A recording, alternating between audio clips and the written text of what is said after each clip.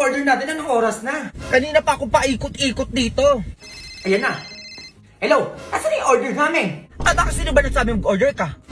Hoy, bago ka gumawa ng ganyan, ayusin mo muna yung pin location mo. Kanina pa ako dito paikot-ikot, isang oras na. Ay, nasa na po ba kayo? Nandito ko ngayon sa sementeryo. Sa may bahay nyo dito.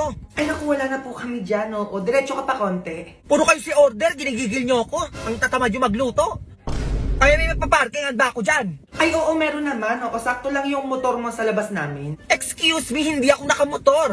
Milyonaryo ko, kaya nakasasakyan ako. Ay, ang social nyo naman po, ma'am. Kotse pa yung dala nyo. Ay, wala ka na paki doon.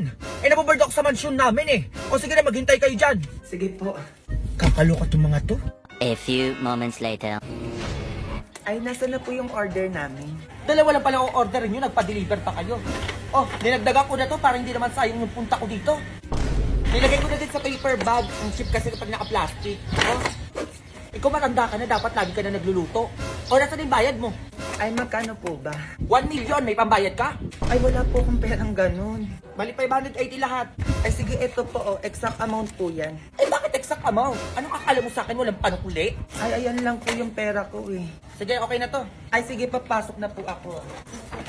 Hoy, babae ka. Ang kapal mo naman ata.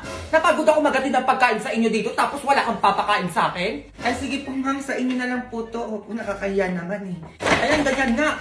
Umayos kayo dyan ah. Go. Go babies, go babies, go babies, go babies, go.